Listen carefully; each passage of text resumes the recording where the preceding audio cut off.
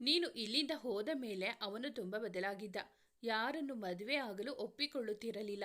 ಅವನು ಪೊಲೀಸ್ ಆದ ಮೇಲಂತೂ ಅವನು ಇನ್ನೂ ಬದಲಾದ. ಈ ಮದುವೆ ಆಗಿದ್ದು ಹೇಗೆ? ಕವನ ತನಗೆ ಈ 2.5 ವರ್ಷದ ವರದಿ ಒಪ್ಪಿಸುತ್ತಿದ್ದ ತನ್ನ ಅಮ್ಮನಿಗೆ ಕೇಳಿದಳು. ಅದೆಲ್ಲೋ ಆ ನಿನ್ನ ದೊಡ್ಡತ್ತೆ ಅವಳನ್ನು ನೋಡಿ ಫೋಟೋ ತಂದು ಅವನಿಗೆ ತೋರಿಸಿ ಮೀಟ್ ಮಾಡೋಕೆ ಕಳಿಸಿದ್ರಂತೆ. ಅವನು ಮೊದಲು ಒಪ್ಪಿರಲಿಲ್ಲ. ಅವಳನ್ನು ನೋಡಿ ಬಂದ ಮೇಲೆ ಒಪ್ಪಿಗೆ ಕೊಟ್ಟಿದ್ದಾನೆ. ಅಮ್ಮ, ವೇದನ ಹೆಂಡತಿ ಹೇಗೆ ಅಂದಳು. ಅವಳ ಬಗ್ಗೆ ಗೊತ್ತಿಲ್ಲ. ಎಲ್ಲರ ಜೊತೆ ಚೆನ್ನಾಗಿದ್ದಾಳೆ. ವೇದ ಅವಳನ್ನು ತುಂಬ ಪ್ರೀತಿ ಮಾಡ್ತಿದ್ದಾನೆ. ನೀನು ಇರಬೇಕಿದ್ದ ಜಾಗದಲ್ಲಿ ಅವಳು ಇದ್ದಾಳೆ. ಇವಾಗ ಏನಾದರೂ ಮಾಡಿ ಅವನನ್ನು ನಿನ್ನ ಕಡೆ ಬರೋ ಥರ ಮಾಡೆ. ಅಮ್ಮ, ಅವನಿಗೆ ಇವಾಗ ಮದುವೆ ಆಗಿದೆ. ಆದರೆ ಏನಂತೆ? ಅವನಂತೂ ಇವಾಗ ನೀನು ಬಯಸಿದಂತೆ ಒಳ್ಳೆ ಹೆಸರು ಸಂಪಾದನೆ ಮಾಡಿದ್ದಾನೆ. ಮನೆಯ ಎಲ್ಲರ ಮುದ್ದಿನ ಮಗ. ಅವನ ಕೈ ಹಿಡಿದ್ರು ನೋಡು, ಮನೆಯಲ್ಲಿ ಒಳ್ಳೆ ಮರ್ಯಾದೆ ಸಿಗುತ್ತೆ. ಇವಾಗ ಎಲ್ಲರಿಗೂ ಒಳ್ಳೆ ಮರ್ಯಾದೆನೇ ಸಿಗ್ತಿದೆ. ನಿಂಗೆ ಬುದ್ಧಿ ಕಡಿಮೆ. ಆವಾಗ ಎಂಗೇಜ್ಮೆಂಟ್ ಮಾಡಿಕೊಂಡು ಇವಾಗ ಮದುವೆ ಆಗ್ತೀನಿ ಅಂದಿದ್ರೆ ಹೇಗಿರೋದು? ನಾನು ಎಷ್ಟು ಹೇಳಿದ್ರು ಕೇಳದೆ ಎಲ್ಲ ಕ್ಯಾನ್ಸಲ್ ಮಾಡಿ ಹೋದೆ. ಇವಾಗ ನೋಡು ಏನಾಯಿತು. ಇವಾಗ ನೀನು ಅವಳ ತಲೆ ಕೆಡಿಸಬೇಡ ಅಂತ ಅನ್ನುತ್ತಾ ಒಳಗೆ ಬಂದ ಕಾರ್ತಿ. ಇಬ್ಬರು ಅವನ ಕಡೆ ನೋಡಲು, ನಿಂಗೆ ಇರೋ ದುರ್ಬುದ್ಧಿನ ಅವಳಿಗೂ ಯಾಕೆ ಹೇಳಿಕೊಡ್ತೀಯಾ? ಈಗ ಅವನ ಮದುವೆಯಾಗಿ ಅವನು ಅವನ ಹೆಂಡತಿ ಜೊತೆ ಖುಷಿಯಾಗಿ ಇದ್ದಾನೆ. ಮತ್ತೆ ನಿನ್ನ ಮಗಳನ್ನು ಅವನ ಜೀವನಕ್ಕೆ ಕಳಿಸ್ಬೇಡ. ನೀನು ಸುಮ್ಮನೆ ಇರೋ. ಅವನು ಫ್ರೆಂಡ್ ಅಂತೀಯ. ಅವನಿಗೆ ನಿನ್ನ ತಂಗಿ ಕೊಟ್ಟು ಮದುವೆ ಮಾಡೋದರ ಬಗ್ಗೆ ಯೋಚಿಸೋದು ಬಿಟ್ಟು ಅವನ ಮದುವೆಯಲ್ಲಿ ಕುಣಿಯೋದೇನೋ, ಅವಳನ್ನ ಸಿಸ್ಟರ್ ಅಂತ ಮಾತಾಡ್ಸೋದೋನು. ಅವನು ಮನೆಯವರು ಎಲ್ಲ ಒಪ್ಪಿನೇ ನಿನ್ನ ಮಗಳ ಜೊತೆ ಮದುವೆ ಮಾಡೋಕೆ ಹೋದ್ರೆ ಇವಳ ಇಷ್ಟ ಇಲ್ಲ ಅಂತ ಬಿಟ್ಟು ಹೋಗಿದ್ದು ತಾನೆ. ನೋಡು ಕವನ, ಈ ಅಮ್ಮನ ಮಾತು ನೀನು ಕೇಳಬೇಡ. ಅವನು ಇವಾಗ ನಿನ್ನ ಒಪ್ಪಿಕೊಳ್ಳೋದಿಲ್ಲ. ಅವನ ಪಾಡಿಗೆ ಅವನು ಇರೋಕೆ ಬಿಡು. ಇದಕ್ಕೂ ಮೀರಿ ಅವನ ಜೀವನದಲ್ಲಿ ಹೋಗೋಕೆ ನೋಡಿದರೆ ನಾನು ನಿನ್ನ ಅಣ್ಣ ಅನ್ನೋದು ಮರೆತು ಬಿಡು. ನನ್ನ ಸ್ನೇಹಿತನ ಜೀವನಕ್ಕೆ ಯಾರು ತೊಂದರೆ ಕೊಟ್ಟರು ನಾನು ಸುಮ್ಮನೆ ಇರಲ್ಲ. ತುಂಬ ಕೆಟ್ಟವನಾಗಬೇಕಾಗುತ್ತೆ. Stop it. ನಾನೇನು ಇವಾಗ ಅವನನ್ನು ಮದುವೆ ಆಗ್ತೀನಿ ಅಂತ ಹೇಳಿದ್ದ? ನಾನು ಇಲ್ಲಿಂದ ಹೋದ್ಮೇಲೆ ಏನೇನಾಯಿತು ಅಂತ ಕೇಳ್ತಿದ್ದೆ ಅಷ್ಟೇ. ನೋಡು, ನೀನೇನು ಕೆಟ್ಟವನಾಗೋದು ಬೇಡ. ನಿನ್ನ ಫ್ರೆಂಡ್ ಲೈಫ್ನಲ್ಲಿ ನಾನು ಎಂಟ್ರಿನೂ ಆಗಲ್ಲ. ಅಮ್ಮ ಹೇಳ್ದಾಗೆ ಅವನ ಮದುವೆ ಆಗದೇ ಇದ್ದಿದ್ರೆ ನಾನು ಖಂಡಿತ ಆಗ್ತಿದ್ದೆ. ಆದರೆ ಅವನ ಜೀವನ ಹಾಳು ಮಾಡೋ ಬುದ್ಧಿ ನನಗೆ ಇಲ್ಲ. ಅಮ್ಮ, ನೀನು ಏನೇ ಹೇಳಿದ್ರು ನಾನು ನಿನ್ನ ಮಾತು ಕೇಳೋದಿಲ್ಲ. ಮತ್ತೆ ಅದರ ಬಗ್ಗೆ ನೀನು ಏನು ಮಾತಾಡಬೇಡ ಅಷ್ಟೇ ಅಂದು ಅಲ್ಲಿಂದ ನಡೆದವಳ ಕಾರ್ತಿ ಕಡೆ ನೋಡುತ್ತಾ, ವೇದ ನಿಂಗೆ ಏಕ್ ಫ್ರೆಂಡು, ನನಗೂ ಹಾಗೇನೆ ಅವನು ಫ್ರೆಂಡು. ನನಗಿಂತ ಅವನು ದೊಡ್ಡವನು. ಆದರೂ ಅವನ ಜೊತೆ ನಾನು ತುಂಬ ಕ್ಲೋಸ್ ಆಗಿ ಇದ್ದಿದ್ದು. ನನಗೆ ಅವನು ತುಂಬ ಒಳ್ಳೆ ಗೆಳೆಯ. ನನ್ನ ಎಲ್ಲ ಫೀಲಿಂಗ್ಸ್, ಕಷ್ಟ, ನೋವು, ಖುಷಿ ಎಲ್ಲವನ್ನು ಅವನ ಹತ್ರ ಹಂಚಿಕೊಳ್ತಿದ್ದೆ. ನಾನು ಅವನಿಗೆ ತೊಂದರೆ ಕೊಡಲ್ಲ. ಮೊದಲು ಹೇಗೆ ಫ್ರೆಂಡ್ ಆಗಿದ್ನೋ ಇನ್ಮೇಲೂ ಹಾಗೆ ಫ್ರೆಂಡ್ ಥರ ಇರ್ತೀನಿ. ನೀನು ಏನು ಯೋಚಿಸೋದು ಬೇಡ. ಹೇ, ಏನೇ ಆಗಿರೋದು ನಿನಗೆ? ನನ್ನ ಮಾತು ಕೇಳು. ಇವನು ಏನೋ ಮಾಡ್ತಾನೆ, ನಾನು ನೋಡ್ತೀನಿ. ಆ ವೇದ ಜೊತೆ ಇರೋಕೆ ನೋಡು. ನೀನು ಒಬ್ಬಳ ತಾಯಿನ ಮಗಳಿಗೆ ಇನ್ನೊಬ್ಬರ ಸಂಸಾರ ಹಾಳು ಮಾಡೋದು ಹೇಳಿಕೊಡ್ತೀಯಲ್ಲ. ನೀನು ಬಾಯಿ ಮುಚ್ಚೋ. ತಂಗಿ ಜೀವನ ನೋಡು ಅಂದರೆ ನಿಂಗೆ ನಿನ್ನ ಫ್ರೆಂಡ್ ಹೆಚ್ಚಾದ ಅಲ್ವಾ? ಇವಳು ವೇದನ ಮದುವೆ ಆಗೋಕೆ ಸಹಾಯ ಮಾಡಿದರೆ ನಿನ್ನ ಆ ಶ್ರೇಯನ ಮದುವೆಗೆ ನಾನು ಒಪ್ಪೋದು. ಇಲ್ಲ ಅಂದರೆ ಒಪ್ಪೋದಿಲ್ಲ. ನನ್ನ ಗೆಳೆಯನ ಮುದ್ದಾದ ಸಂಸಾರನ ಹಾಳು ಮಾಡಿ ನಾನು ಅದರ ಮೇಲೆ ಜೀವನ ಕಟ್ಟಿಕೊಳ್ಳೋದಿಲ್ಲ. ಬೇಕಿದ್ರೆ ಶ್ರೇಯನ ದೂರ ಮಾಡ್ಕೊಳ್ತೀನಿ. ಆದರೆ ನನ್ನ ವೇದ ಜೀವನ ಹಾಳೋಗೋದು ನಾನು ಬಿಡಲ್ಲ. ನೀನು ಅದೆಲ್ಲ ಮಾಡಬೇಡ ಕವನ. ಇವಾಗ ಸಿಗ್ತೀರಾ ಅಷ್ಟು ಇಷ್ಟು ಪ್ರೀತಿ ಮರ್ಯಾದೆಯನ್ನು ಕಳ್ಕೊಳ್ತೀಯ ಅಂದು ಅಲ್ಲಿಂದ ನಡೆದ. ಅವನ ಹಿಂದೆ ಕವನನು ನಡೆದಳು. ಥೂ, ಬುದ್ಧ ವಂಶದ ಕೊನೆ ತುಂಡು ಅನ್ನೋ ಥರ ಆಡ್ತಾನೆ. ಎಲ್ಲ ಅವರಪ್ಪನ ಬುದ್ಧಿ. ನಾನು ಏನು ಹೇಳಿದ್ರೂ ಕೇಳೋದಿಲ್ಲ. ಏನಂತ ಹುಟ್ಟಿದ್ವೋ ನನ್ನ ಹೊಟ್ಟೆಯಲ್ಲಿ, ಎಲ್ಲ ನನ್ನ ಕರ್ಮ ಅಂದುಕೊಂಡು ನಡೆದರು ಕಸ್ತೂರಿ. ಬೆಳಗ್ಗೆ ಎದ್ದ ಕವನ ಸ್ವಲ್ಪ ಹೊತ್ತು ಯೋಚಿಸಿ ವೇದನ ಬಳಿ ಮಾತಾಡಬೇಕು ಅಂತ ಮನೆ ಕಡೆ ನಡೆದಳು. ಅವಳು ಒಳಗೆ ಬಂದು ಎಲ್ಲರೂ ಸಿಕ್ಕವರನ್ನು ಮಾತಾಡಿಸಿ ಮೆಟ್ಟಿಲ ಬಳಿ ಹೋಗಲು, ಅರೆ ಕವನ, ಮೇಲೆ ಎಲ್ಲಿಗೆ ಹೋಗ್ತಿದ್ಯಾ ಅಂದಳು ಬಿಂದು. ಅದು ವೇದನ ಹತ್ರ ಸ್ವಲ್ಪ ಮಾತಾಡಬೇಕಿತ್ತು, ಅದಕ್ಕೆ ಹೋಗ್ತಿದ್ದೆ. ಅಯ್ಯೋ, ಅವನು ಇವಾಗ ಡ್ಯೂಟಿಗೆ ಹೋಗೋಕೆ ರೆಡಿ ಆಗ್ತಾ ಇರ್ತಾನೆ. ಇವಾಗ ಅವನು ಮಾತಾಡೋಕೆ ಸಿಗೋದೇ ಇಲ್ಲ. ಅವಳನ್ನು ತಡೆಯಲು ನುಡಿದಳು. ನಾನು ಹೋಗಿ ಕೇಳ್ತೀನಿ ಅಂದು ಅವಳು ಮೇಲೆ ನಡೆದಳು. ಥೂ, ಈ ಅಮ್ಮ ಮಗಳಿಗೆ ಯಾರಾದರೂ ಏನಾದರೂ ಹೇಳಿದರೆ ಕೇಳೋ ವ್ಯವಧಾನವೇ ಇಲ್ಲ. ಅಮ್ಮನಿಗೆ ಬಾಯಿ ದೊಡ್ಡದು, ಮಗಳಿಗೆ ಕಾಲು ದೊಡ್ಡದು ಅಂದುಕೊಂಡು ಅಡುಗೆ ಮನೆ ಸೇರಿದಳು ಬಿಂದು. ಸ್ನಾನ ಮುಗಿಸಿ ಬಂದು ಶರ್ಟಾಗದೆ ತಲೆ ಒರೆಸಿಕೊಂಡು ಕನ್ನಡಿ ಮುಂದೆ ನಿಂತ ವೇದ. ತಲೆ ಒಪ್ಪವಾಗಿ ಬಾಚಿ ಜಡೆ ಎಣೆದುಕೊಂಡು ಅವನ ಮುಂದೆ ಕನ್ನಡಿಗೆ ಮುಖ ಮಾಡಿ ವೇದನಿಗೆ ಬೆನ್ನು ಮಾಡಿ ಬಂದು ನಿಂತಳು ಖುಷಿ. ಏನೋ ಬಂಗಾರಿ ಇದು? ನಾನು ರೆಡಿ ಆಗಬೇಕು, ನೀವು ನನಗಿಂತ ಹೈಟ್ ಇದ್ದೀರಾ. ನೀವು ರೆಡಿಯಾಗಿ, ನಾನು ಆಗ್ತೀನಿ, ಸಿಂಪಲ್ ಅಂದಳು. ನಾನು ಕೇಳಿದ್ದು ಹೀಗೆ, ಎದುರು ಬಂದು ನಿಂತರೆ ನಾನು ಏನು ಮಾಡಲಿ ಅಂತ. ನಿನ್ನನ್ನು ಈ ಥರ ನೋಡಿದರೆ ನಮಗೆ ಏನೇನೋ ಅನಿಸುತ್ತೆ. ಹೌದೌದು ಅನಿಸುತ್ತೆ ಅಂದು ಅವನೆದುರು ಕುಂಕುಮದ ಡಬ್ಬಿ ಹಿಡಿದಳು. ಅವಳ ಹಣೆಗೆ ಚಿಕ್ಕದಾಗಿ ಹಚ್ಚಿ, ಕ್ಯೂಟ್ ಬಂಗಾರಿ ಅಂದ. ಮತ್ತೆ ಕನ್ನಡಿ ಕಡೆ ತಿರುಗಿ ಅವಳು ಕಿವಿಗೆ ಓಲೆ ಹಾಕುತ್ತಿದ್ದಳು. ಮೈ ಮೇಲೆ ಶರ್ಟ್ ಹಾಕಿಕೊಂಡು ಬಟನ್ ಹಾಕದೆ ಹಾಗೆ ಬಿಟ್ಟು ಅವಳನ್ನು ತನ್ನ ಕಡೆ ತಿರುಗಿಸಿಕೊಂಡ ವೇದ. ನಾನು ಹಾಕ್ತೀನಿ ಅಂದು. ಅವಳ ಕೈಯಲ್ಲಿದ್ದ ಓಲೆ ಪಡೆದ ತಾನೇ ಹಾಕುತ್ತಿದ್ದ. ಅವಳು ಅವನ ಶರ್ಟ್ ಬಟನ್ ಹಾಕುತ್ತಿದ್ದಳು. ನಿನ್ನ ನೋಡ್ತಿದ್ರೆ ನೋಡ್ತಾ ಮುದ್ದು ಮಾಡ್ತಾ ಇರಬೇಕು ಅನ್ಸುತ್ತೆ ಕಣೋ ಅಂದವ. ಅವಳು ಒಂದು ನಗೆ ನಕ್ಕು ಸುಮ್ಮನಾದಳು. ನಾನು ಪೊಲೀಸ್ ಅಂದರೆ ಮುಖ ತಿರುಗಿಸುತ್ತಾ ಇದ್ದೆ, ಆದರೆ ಇವತ್ತು ನೋಡಿ ನಾನು ಯೂನಿಫಾರ್ಮ್ ಬಟನ್ ಹಾಕೋ ಥರ ಆಯಿತು. ನಾನು ಅಷ್ಟೇ, ಮದುವೆ ಅಂದರೆ ಮುಖ ತಿರುಗಿಸಿಕೊಳ್ತಿದ್ದೆ. ಆದರೆ ನಿನ್ನ ನೋಡಿ ಮದುವೆ ಮಾಡಿಕೊಂಡ ಮೇಲೆ ನಿನ್ನ ಮೇಲಿನ ನೋಟ ಕದಲಿಸೋಕೆ ಆಗ್ತಿಲ್ಲ ನೋಡು ಅಂದವ. ನಿಮ್ಮನ್ನು ಮಾತಿನಲ್ಲಿ ಸೋಲ್ಸೋಕೆ ಆಗಲ್ಲ, ಮುದ್ದು ಮಾಡಿ ಸೋಲಿಸ್ಬೋದಲ್ವಾ ಅಂದು ಕಣ್ಣು ಹೊಡೆದ. ಅವಳು ನಿಮ್ಮದು ಬರೀ ಇದೆ ಅಂದು ಅವನೆದೆಗೆ ಹೊಡೆದಳು. ಏ ಬಂಗಾರಿ, ಯೂನಿಫಾರ್ಮ್ ಹಾಕಿರೋ ಪೊಲೀಸ್ ಮೇಲೆ ಕೈ ಮಾಡೋದು ಅಪರಾಧ, ಆಮೇಲೆ ಅರೆಸ್ಟ್ ಮಾಡಬೇಕಾಗುತ್ತೆ ನೋಡು. ಹೌದಾ, ಅರೆಸ್ಟ್ ಮಾಡಿ ನನ್ನ ಬಿಡಿಸಿಕೊಂಡು ಬರೋಕೆ ನನಗೆ ನನ್ನ ಚಿಕ್ಕ ಮಾವ ಮತ್ತು ನನ್ನ ಭಾವ ಇಬ್ಬರು ಲಾಯರ್ ಇದ್ದಾರೆ ಗೊತ್ತಾ.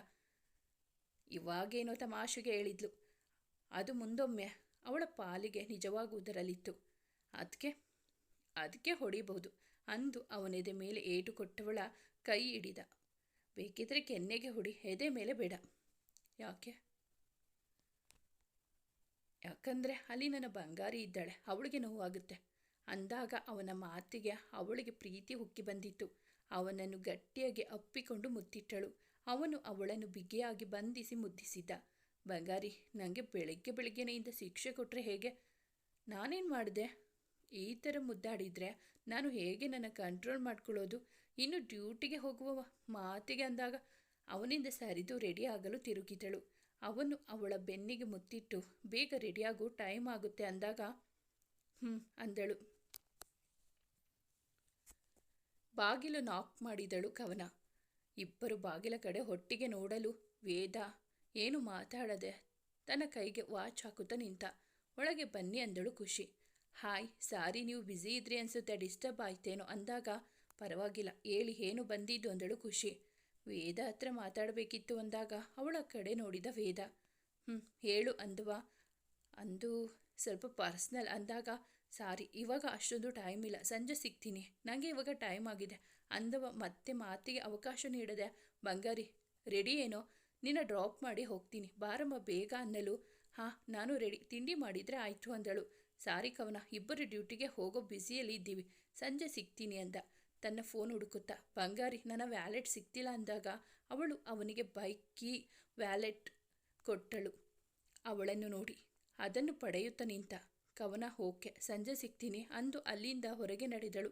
ಅವಳು ಹೋದ ಕಡೆ ನೋಡುತ್ತಾ ನಿಂತಿದ್ದ ಖುಷಿಯನ್ನು ಹತ್ತಿರಕ್ಕೆ ಎಳೆದುಕೊಂಡು ಅವಳು ಹೋಗಿ ತುಂಬ ಸಮಯ ಆಯಿತು.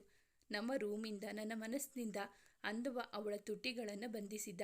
ಇಬ್ಬರು ಕೆಳಗೆ ಬಂದು ತಿಂಡಿ ತಿಂದು ಕೆಲಸಕ್ಕೆ ಹೊರಟು ನಿಂತರು. ಹೊರಗಡೆ ಬೈಕ್ ಮೇಲೆ ಕುಳಿತು ಇನ್ನೇನು ಹೊರಡಬೇಕು, ಅವರೆದುರು ಬಂದಿದ್ದ ಕಾರ್ತಿ. ವಾವ್, ನಿಮ್ಮ ಜೋಡಿ ನೋಡೋಕ್ಕೆ ಕಣ್ಣಿಗೆ ಹಬ್ಬ ಅಂದವನು ಒಟ್ಟಿಗೆ ಒಂದು ಏಟು ಕೊಟ್ಟ. ವೇದ ಹುಷಾರು ಕಣೋ ಅಂದ ಕಾರ್ತಿ.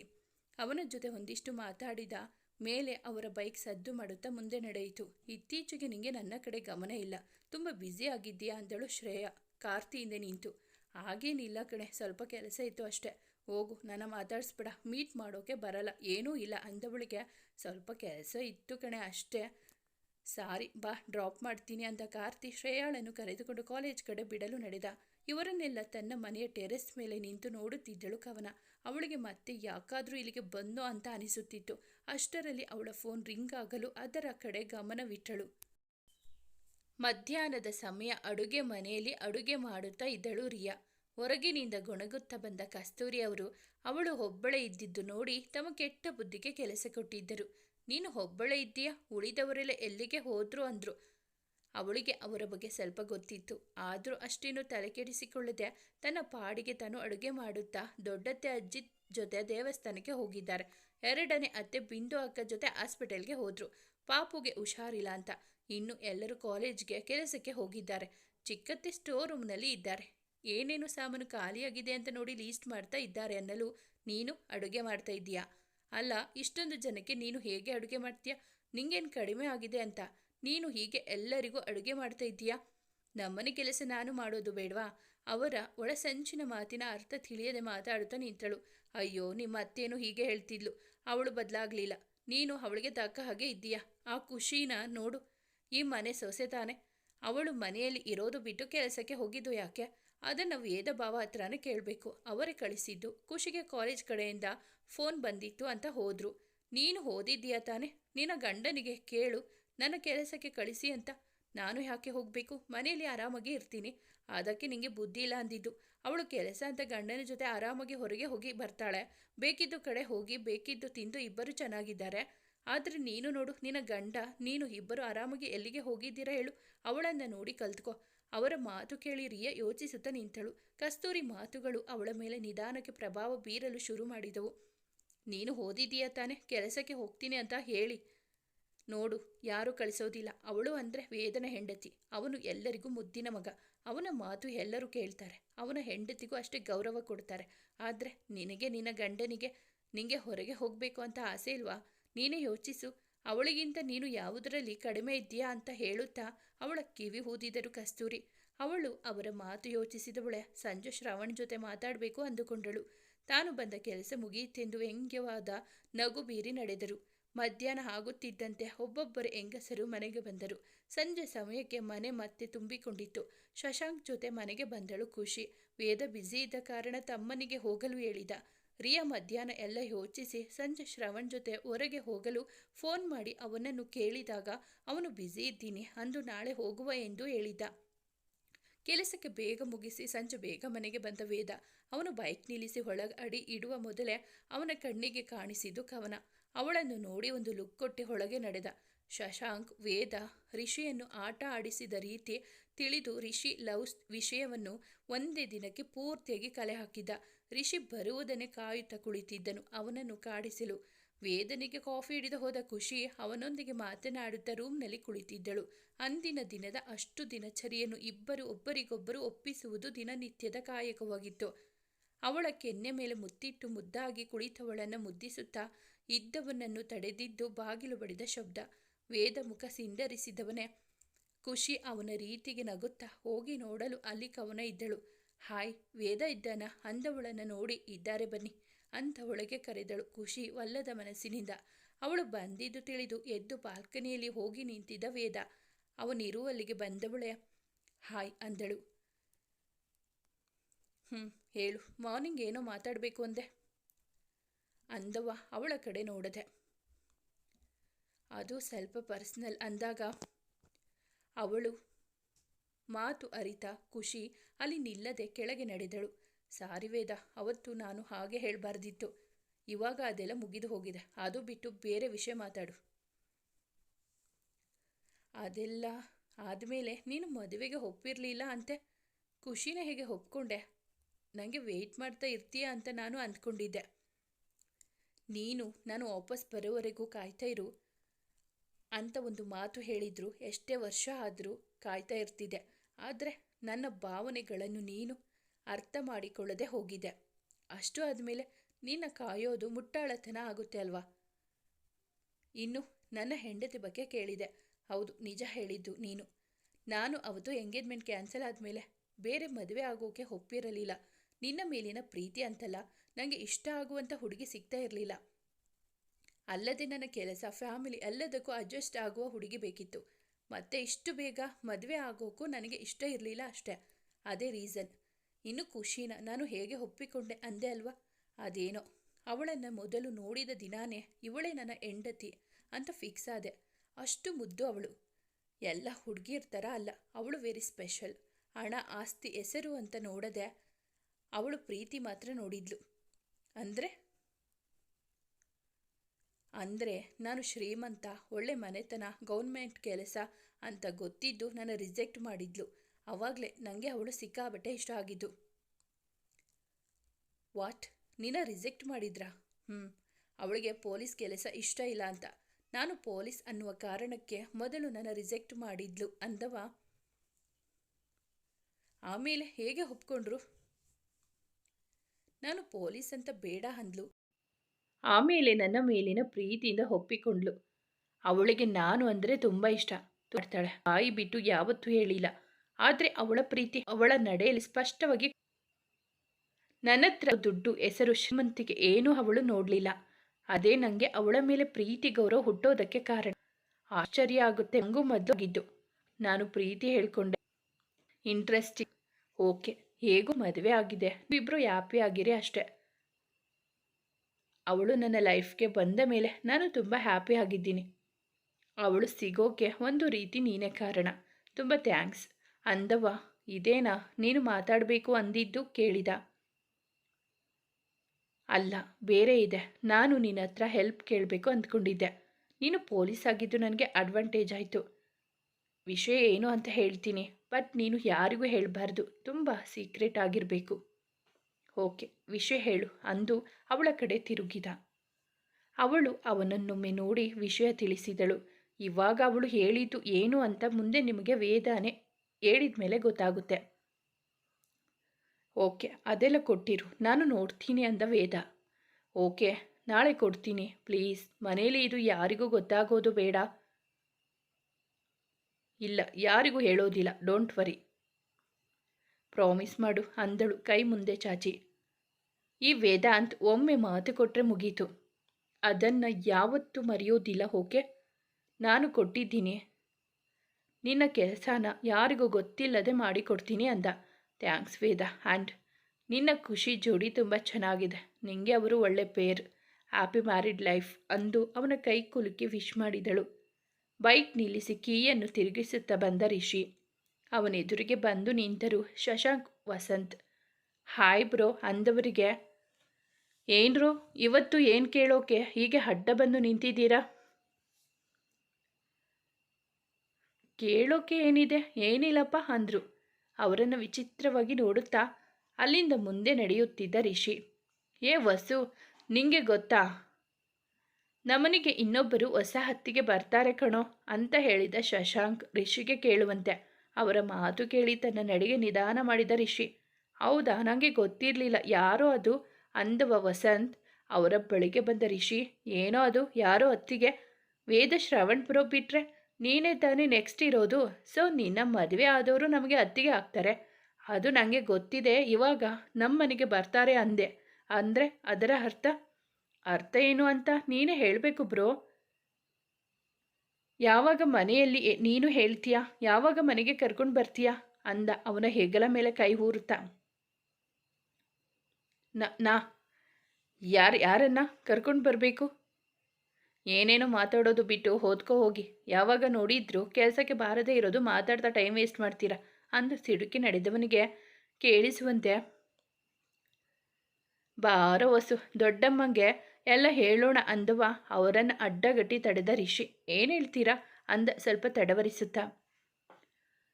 ಏನೋ ಹೇಳ್ತೀವಿ, ನೀನು ಹುಡುಗಿ ಜೊತೆ ಊರು ಸುತ್ತೋದು, ಶಾಪಿಂಗ್, ಮೂವಿ ಅಂತ ಹೋಗೋದು, ನಮಗೆ ಆಫ್ ಡೇ ಅಲ್ಲಿ ಪಾರ್ಟಿ ಮಾಡೋಕ್ಕೆ ಪರ್ಮಿಷನ್ ಕೊಡದ ನೀನು? ಅವರಿಗೆ ನಿಮ್ಮದೇ ಹೋಟೆಲ್ ಅಂದ್ಕೊಳ್ಳಿ, ಸಂಕೋಚ ಪಡ್ಕೊಬೇಡಿ ಅಂತ ಹೇಳಿ ರೆಸ್ಟೋರೆಂಟ್ನೇ ಅವರ ಹೆಸರಿಗೆ ಬರೆದು ಕೊಡುವ ಹಂತಕ್ಕೆ ಮುಂದುವರಿದಿರೋದು ಎಲ್ಲ ಹೇಳ್ತೀವಿ ಅಲ್ವೇನೋ ಅಂತ ಇಬ್ಬರು ಅವನನ್ನು ನೋಡುತ್ತಾ ಅಂದಾಗ. ಡಬ್ಬ ನನ್ನ ಮಕ್ಕಳ್ರ, ಥೂ, ಎಲ್ಲ ವಿಷಯನೂ ಕಲೆಕ್ಟ್ ಮಾಡಿಕೊಂಡು ನನ್ನ ಲಾಕ್ ಮಾಡ್ತಾವ್ರೆ ಅಂತ ಮನಸ್ಸಲ್ಲೇ ಅಂದುಕೊಂಡವನೇ. ಇವಾಗ ಮನೆಯಲ್ಲಿ ಅದನ್ನು ಹೇಳದೆ ಇರೋಕೆ ಏನು ಡಿಮ್ಯಾಂಡ್ ಮಾಡ್ತಾ ಇದ್ದೀರಾ ಅಂದ ಸಿಡುಕುತ್ತಾ. ಮನೆಯಲ್ಲಿ ನೀನಾಗಿ ನೀನು ವಿಷಯ ಹೇಳೋವರೆಗೂ ನಾವು ಹೇಳ್ಬಾರ್ದು ಅಂದರೆ ನಮಗೆ ಇನ್ಮೇಲೆ ತಿಂಗಳ ಪಾಕೆಟ್ ಮನಿ ನೀನು ಕೊಡಬೇಕು. ಹೋಗ್ರಲೋ. ಹಾಗಾದರೆ ಬಾರೋ, ನಾವು ಹೋಗಿ ಅತ್ತಿಗೆ ಅಮ್ಮಂದಿರಿಗೆ ಎಲ್ಲರಿಗೂ ಹೇಳೋಣ ಅಂತ ಹೊರಟವರನ್ನು ತಡೆದು. ಸರಿಯಾಗಿ ಸಿಕ್ಕಾಕ್ಕೊಂಡೆ ಕಣ್ರು. ಥೂ, ಎಲ್ಲ ಆಗಿದ್ದು ಆ ಕೇಡಿ ವೇದನಿಂದ. ಇದೇ ಅವನಿಗೆ ಸರಿ. ನಿಮ್ಮ ಬಾಯಿ ಮುಚ್ಚಿಕೊಂಡು ಇರೋಕೆ ದುಡ್ಡು ಕೊಡ್ತೀನಿ ನನ್ನ ಮಕ್ಕಳ್ರ. ಎಲ್ಲಾದರೂ ಬಾಯಿ ಬಿಟ್ಟರೆ ಇಬ್ಬರನ್ನು ಹುಟ್ಟಿಲ್ಲ ಅನ್ನಿಸ್ಬಿಡ್ತೀನಿ ಅಂದು ಜೋರು ಮಾಡಿ ಹೇಳಿದ. ಹಲೋ, ವಾಯ್ಸ್ ಸ್ವಲ್ಪ ಕಡಿಮೆ ಮಾಡ್ಕೊ. ಇನ್ಮೇಲೆ ನಾವು ಆರ್ಡರ್ ಮಾಡ್ತೀವಿ, ನೀನು ಕೇಳಬೇಕು ಅಷ್ಟೆ. ಜಾಡ್ಸಿ ಹೋದ್ರೆ ಹೋಗ್ರೋ ನಿಮ್ಮ ಅಂತ ಸಿಡುಕಿ ಹೊರಟ. ಅವನಿದ್ದರೂ ಬಂದಳು ಶ್ರೇಯ. ಏನೋ ಅಣ್ಣ ಇಲ್ಲೇ ಮಾತಾಡ್ತಾ ಇದ್ದೀಯಾ, ಏನು ಸಮಾಚಾರ? ಮನೆ ಹೊರಗೆ ನಿಂತು ಮಾತನಾಡುತ್ತಿದ್ದವರ ಬಳಿ ಬಂದು ಕೇಳಿದಳು. ಏನಿಲ್ಲ ಕಣೆ, ಈ ಕೋತಿಗಳು ಏನು ಹೇಳ್ತಿದ್ವು. ಏನೋ ಅದು ಅಂದಳು ಶ್ರೇಯ ಅವರಿಬ್ಬರ ಕಡೆ ನೋಡಿ. ಬಾರೆ ಇಲ್ಲಿ ಹೇಳ್ತೀವಿ ಅಂದಾಗ ಅವರ ಬಳಿ ಹೊರಟ ಶ್ರೇಯಾಳನ್ನು ಒಳಗೆ ಕಳಿಸಿ ಅವರ ಜೊತೆ ಜಗಳ ಆಡುತ್ತಾ ನಿಂತ ರಿಷಿ. ಅವರು ಇವನನ್ನು ರೇಗಿಸಲು ಅವನು ಅವರಿಗೆ ಓಡಿಸುತ್ತಾ ಅವರ ಹಿಂದೆ ಗಾರ್ಡನ್ ತುಂಬ ಓಡಾಡುತ್ತಿದ್ದ ರಿಷಿ ಅವರನ್ನು ತನ್ನ ರೂಮ್ನ ಬಾಲ್ಕನಿಯಲ್ಲಿ ಕವನ ಜೊತೆ ಮಾತನಾಡುತ್ತಾ ನಿಂತಿದ್ದ ವೇದ ನೋಡಿದ. ಶ್ರೇಯ ಮಾತು ಕೇಳಿ ಹೊರಗಡೆ ಬಂದ ಖುಷಿ ಅವರನ್ನು ನೋಡಲು ಚಿಕ್ಕ ಮಕ್ಕಳಂತೆ ಕಿತ್ತಾಡ್ತಾ ಇದ್ದವರ ಎದುರು ಬಂದು ನಿಂತಳು. ಅವಳ ಹಿಂದೆ ಅಡಗಿ ನಿಂತರು ವಸಂತ್, ಶಶಾಂಕ್. ರಿಷಿ ಯಾಕೆ ಹೊಡಿತಾ ಇದ್ದೀಯ ಅವರಿಗೆ? ಬಾಯಿ ಮುಚ್ಕೊಂಡು ಇರ್ತೀವಿ, ದುಡ್ಡು ಕೊಡು ಅಂದು. ಇವಾಗ ಶ್ರೇಯ ಹತ್ರ ಹೇಳೋಕೆ ಹೋಗ್ತಿದ್ದಾರೆ. ಅದಕ್ಕೆ ಏನು ಹೇಳೋಕೆ ಹೋಗ್ತಿದ್ದಾರೆ? ಅದೇ ಅದಕ್ಕೆ ನಿಮ್ಮ ಫ್ರೆಂಡ್ ಮತ್ತೆ ಇವನ ಲವ್ ಸ್ಟೋರಿ ಅಂದ ಶಶಾಂಕ್ಗೆ ಕಾಲಲ್ಲಿ ಹೊಡೆದ. ರಿಷಿ ಅವನು ಮತ್ತೆ ತಪ್ಪಿಸಿಕೊಂಡು ಹೋಗಿ ಅಲ್ಲಿಂದ ಸ್ವಿಮ್ಮಿಂಗ್ ಪೂಲ್ಗೆ ಹಾರಿದ. ಅವನಿಂದ ಓಡಿ ಬಂದ ರಿಷಿ ಕೂಡ ಬ್ಯಾಲೆನ್ಸ್ ತಪ್ಪಿ ಬೀಳಲು ವಸಂತ್ ಖುಷಿ ನಗುತ್ತಾ ನಿಂತಿದ್ದರು. ಮೇಲೆ ನಿಂತು ನೋಡುತ್ತಿದ್ದ ವೇದ, ಏನಾಗಿದೆ ನಿಮಗೆ ಅಂತ ಅಲ್ಲೇ ನಿಂತು ಜೋರಿ ಮಾಡಿ ಕೇಳಲು ಎಲ್ಲ ಅವನ ಕಡೆ ನೋಡಿದ್ರು.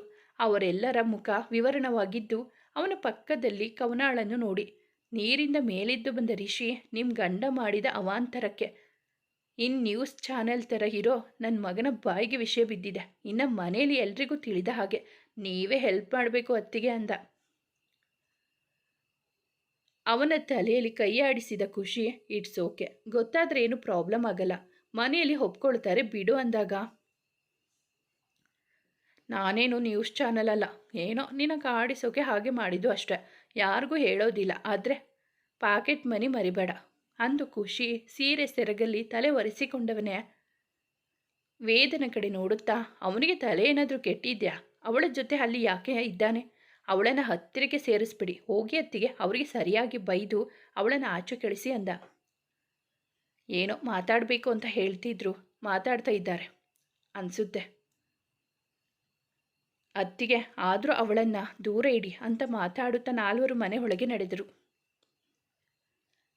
ವಂದನ, ಎಲ್ಲರನ್ನೂ ಊಟಕ್ಕೆ ಹೋಗು ಕೂಗು ಅಂದ ಅಹಲ್ಯ ಮಾತಿಗೆ ಅವಳು ಕರೆಯಲು ಹೋದಳು.